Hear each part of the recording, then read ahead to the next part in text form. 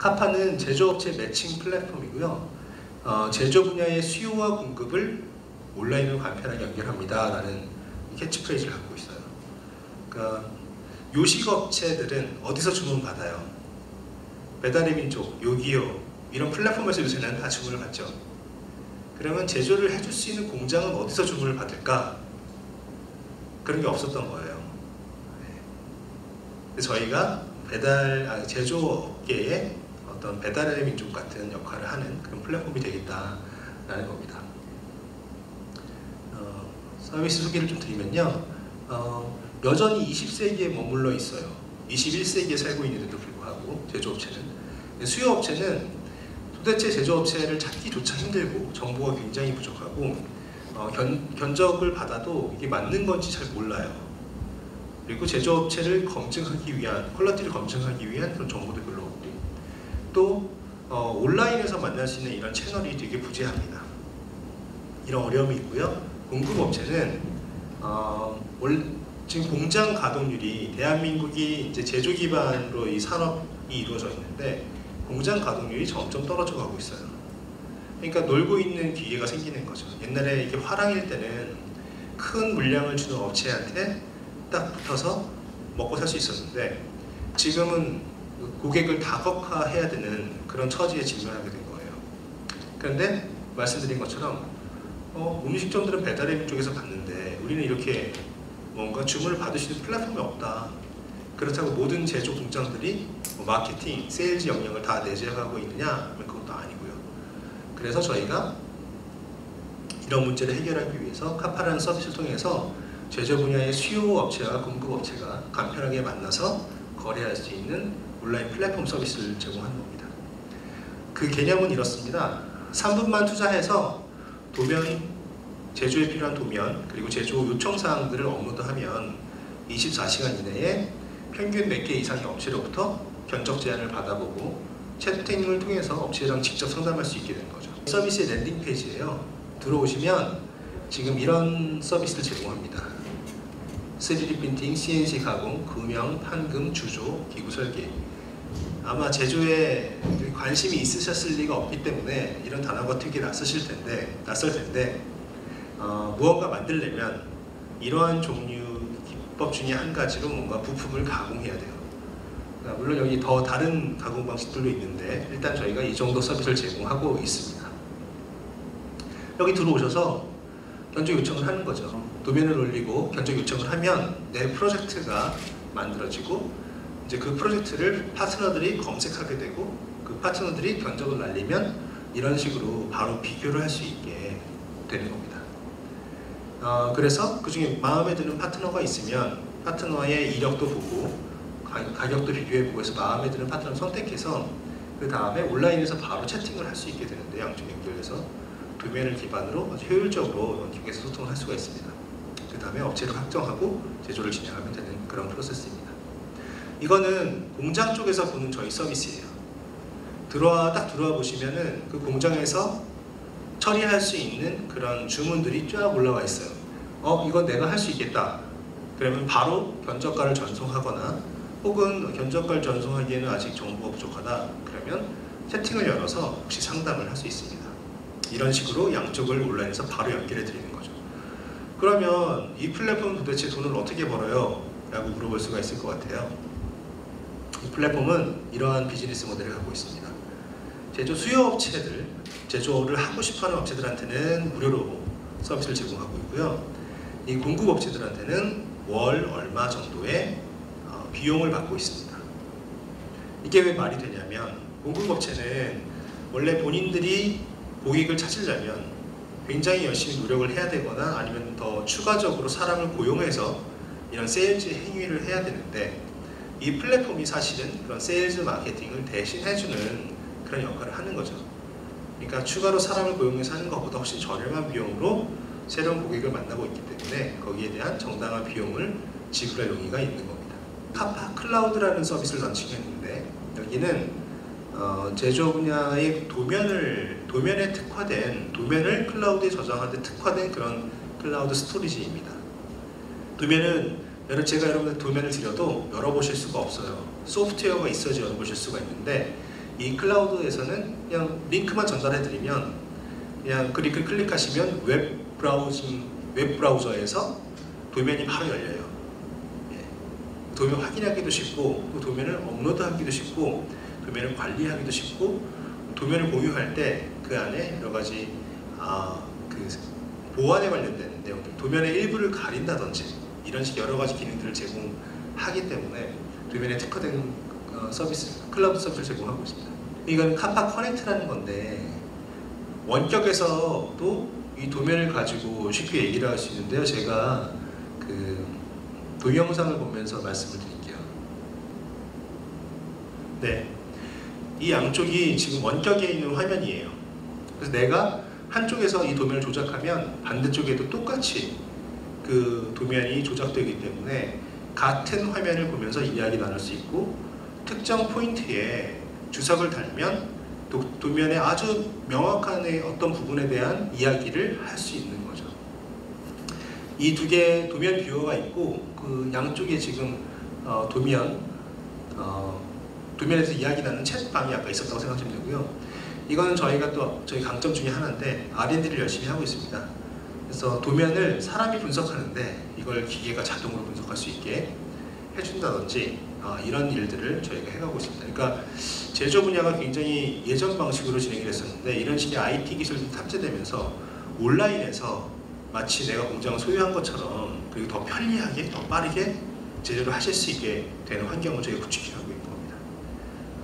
저희는 이런 생각을 갖고 있어요. 구글은 정보의 플랫폼이죠. 한국에 네이버 있죠. 아마존은 유통의 플랫폼입니다. 한국에는 쿠팡이 있고요. 그리고 제조 플랫폼은 아직 없어요. 글로벌한 규모의 전 세계 시장을 장악하고 있는. 한국에 있는 이런 제조 기술을 바탕으로 해서, 그리고 IT 기술이 접목돼서 저희는 글로벌 시장을 공략하는 플랫폼이 될 수 있다라고 믿으면서 이 일을 하고 있습니다. 자, 그러면 이 일을 하는데 어떤 관점을 가지고 도대체 이 제조를 들여다봤길래 이런 일을 하고 있냐라는 걸 좀 설명을 드릴게요. 그래서 여러분이 아마 다른 인더스트리를 보실 때도 조금 참고가 되실 수 있게 설명드리겠습니다. 퓨처 오브 매니팩처링, 그 제조의 미래라고 했는데, 제조의 미래는 온라인 제조 플랫폼에 있다고 생각을 합니다. 제조 분야가 오프라인 공장에서 실제로 이루어지지만 다 온라인화 될 거라고 생각하고 있어요. 근데 이 모든 이야기의 시작은 바로 3D 프린팅에서 시작됐습니다. 3D 프린팅이 등장하면서 사람들이 깜짝 놀랐어요. 여러분들 3D 프린터 잘 많이 접해보셨죠? 예. 이 프린터가 사실은 굉장히 오래전에 만들어진 기술인데 2009년도쯤에 특허가 하나 만료됐어요. 아주 중요한 기본적인 특허가. 그러니까 그 2009년도 이전에도 한 20년 이상 이 기술이 있었던 거죠. 특허가 있을 때는 이 회사들이 특허권이 있으니까 독점시장이란 말이에요. 독점시장에서는 고가의 제품만 만들어서 판매했어요. 수천만 원에서 수억짜리. 그런데 특허가 만료가 되니까 막 이런 제품이 등장하기 시작한 거예요. 100만 원, 200만 원, 심지어 몇십만 원짜리. 사람들이 제조라는 게, 이걸 접하면서 3D 프린팅이라는 게 이런 게 있었구나라는 걸 알게 되고 인식을 하게 되고, 들여다보니까 제조가 되게 디지털화되어 있네. 컴퓨터로 도면을 그려서 집어넣으면 기계가 자동으로 만들어주네 라는 걸 알게 된 거예요. 그리고 이게 이렇게 핫하게 다루어지게 됐어요. 이 3D 프린팅이. 그러면 사람들이 여기에 반했죠, 이 기술에. 책상 위에서 뭔가 막 공장처럼 내가 원하는 대로 개인화된 그런 제조를 할 수가 있겠다 라는 생각을 하기 시작했고, 그때 굉장히 핫해졌어요, 이 기술이. 보시는 그 커브는 가트너라는 기관에서 매년 발행하는 가트너의 하이프 사이클이라는 커브입니다. 그러니까 이 시점에 어떠한 기술이 가장 핫한지를 보여주는 거예요. 그냥 구글에 찾아보시면 나와요. 보시면 이거 2012년도인데 12년 당시에 3D 프린팅이 정점에 있습니다. 이 그래프를 보시는 방법은 이제 기술이 한 이쯤에 관심 밖에 있다가 쭉 관심도가 올라가요. 그러다가 관심도가 정점에 이뤄요. 이때는 막 미디어에서 조망할 때예요. 하지만 실제로는 이 기술이 이때쯤에는 그렇게 완전히 무르익은 건 아니에요. 이 기술이 초창기입니다. 그래서 기술이 무르익을 때까지 다시 관심 밖으로 나가요. 그러다가 기술이 완성되어 가면 다시 관심 내로 들어와서 쭉 올라가는, 지금 내가 생각하는 기술이 어느 정도에 있는지 파악하시는 그런 방법입니다. 그래서 이때쯤에 이제 3D 프린팅 기술이 굉장히 핫했었고, 산업에서 이렇게 다양한 회사들이 특허가 풀렸기 때문에 다양한 회사들이 등장하고 다양한 시도들이 있었습니다. 그리고 한편에서는 메이커 운동이라는 이런 거대한 무브먼트가 있었는데, 3D 프린터가 이렇게 민간에 보급되면서 사람들이 뭔가 쉽게 만들 수 있게 된 거죠. 그러면서 뭔가 한동안 IT 기술에만 사람들이 포커스를 했었는데, 이제 뭔가 만드는 거에 사람들이 다시 관심을 갖게 됐어요. 그 배경이 된 기술이 크게 두 개인데, 하나가 바로 3D 프린터가 맨 앞에 자리를 잡고 있는 그 디지털 제조. 디지털 제조라는 말이 디지털로 도면을 만들면 제조가 된다. 그런 장비들이 되게 많거든요. 그런 분야가 있었고, 다른 한편은 그 뭐가 만들어지면 걔가 작동을 해야 되잖아요. 그 작동을 하게 만드는 전자회로, 피지컬 컴퓨팅 분야라고 하는데, 이 분야, 이 두 개가 굉장히 쉬워졌어요. 사람들이 접근하기에. 그리고 이러한 제조를 할 수 있는 공간도 굉장히 많아졌고, 우리나라에도 이런 메이커 스페이스가 엄청나게 많아졌고, 이런 곳에 가보면 이런 장비를 가르쳐주고 사용할 수 있게 해주는 그런 상황이 2010년도에 미국에 전개되고 있었습니다. 그리고 그 만드는 사람들이 이제 막 오프라인에 나와서 서로 네트워킹을 하고, 내가 만드는 방법도 공유하고 자랑하고, 이런 게 엄청나게 막 활성화되고 붐업되고 있는 시기였어요. 그래서 이걸 메이커 무브먼트라고 불렀었고, 정말 완성도 있는 이런 제품들, 얘네는 이제 회사인데 자동차를 3D 프린터로 만들겠다, 이런 각종 하드웨어에 관련된 아주 많은 실험들이 있었던 그런 시기였습니다. 얘는 지금 뭔가 만드는 방법을 공유해줘요. 이거는 지문을 인식해서 차고문을 여는 장치인데, 이런 것들을 어떻게 만들었는지 하나하나 도면, 준비물, 만드는 방법, 거기 들어가는 소스 코드 다 공유해 주니까 그냥 그거 사서 따라하면 이게 정말 작동이 돼요. 이런 식으로 이런 제조에 관련된 그런 기술들이 전 세계적으로 커뮤니티가 형성되고 막 확산돼 나가던 그런 시점이 2010년도 무렵이었습니다. 그러면서 저는 지금 요즘에 2010년도 이후에 제조가 어떤 느낌으로 변화해왔는지 보여드리는 거예요. 그래서 메이커 운동 이후에 뭔가 만들기가 쉬워졌어요. 아이디어를 구현했는데 이게 정말 괜찮은 아이디어야. 그 다음에 욕심나는 건 뭐겠어요? 이걸로 사업을 해보자. 그래서 스타트업 중에 하드웨어 스타트업들이 많이 등장합니다. 이게 2014년도의 커브인데, 맨 위에 보시면 IoT가 있죠. 인터넷 오브 띵스. 그러니까 어떤 하드웨어 디바이스가 있고 얘가 클라우드에 연결되어서 정보가 계속 날아가는 그런 스마트 디바이스를 또 IoT라고 저희가 부르죠. 이때쯤에 사람들은 어떤 생각을 하고 있었냐면은, 거대한 산업군이 계속 산업이 이렇게 쭉 물결이 지나왔었다. PC가 만들어지면서 엄청나게 큰 시장이 한번 만들어졌었고, 그 다음에 인터넷이라는 거대한 웨이브가 있었고, 그 다음에 모바일에서 앱 생태계 같은 게 새로 생겼고, 자, 그러면 그 다음 트렌드는 뭐냐? 라고 했을 때 사람들이 다 디바이스다. 스마트 디바이스 시대가 열린다. 라고 생각했었을 무렵이 바로 2014년, 15년 이때입니다. 그러면서 하드웨어 스타트업들이 많이 생기면서 그때 가장 주목을 받았던 곳들이 이런 곳이에요. 엑셀러레이터라는 하드웨어 창업을 도와주는 엑셀러레이터인데, 인큐베이터, 그런 창업자를 도와주는, 얘네는 재밌는 게 미국에서 팀을 뽑아요. 근데 그 팀을 데리고 중국으로 가요.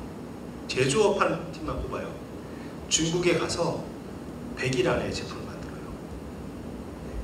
그리고 그 제품을 킥스타터나 인디고고, 우리나라에 보면 와디즈, 이런 크라우드 펀딩에 올려요. 근데 거기서 펀드레이징을 해요. 막 그걸 가지고 양상품을 만들어요. 이러한 새로운 그 제조 스타트업의 어떤 생태계가 만들어지는 때였습니다. 그러면서 중국이 굉장히 주목을 많이 받았고, 중국 중에서도 홍콩에 바로 붙어 있는 중국의 신천, 중국 신천에 여러분들 잘 아시는 아이폰을 만드는 폭스콘이라는 회사도 거기 있고, DJI 드론 만드는 회사, 화웨이 다 그쪽에 있어요. 중국의 신천이 전 세계의 공장이에요. 보시는 것처럼 이런 백화점 건물에 이렇게 부품 가게들이 빼곡하게 있어요. 여기가 뭐 없는 부품이 없는 거죠. 그래서 이때 이 무렵에 이런 하드웨어 스타트업들이 전 세계적으로 각광을 받으면서 중국이 엄청나게 급부상했습니다. 중국의 신천이 마치 미국의 실리콘밸리처럼 하드웨어 창업하려면 중국의 신천을 가야 되는 것 같은 그런 분위기가 형성되었습니다. 근데 국가적으로는 제조업을 포기할 수 없는 거예요. 왜냐하면 제조업이야말로 그냥 대학교 가지 않은 분들부터 시작해서 박사 졸업생까지 다 일할 수 있는 그런 업종이에요. 저는 아직까지 기회가 있다고 생각해요. 어디에 있냐면 바로 온라인 제조 플랫폼에 있다고 생각해요.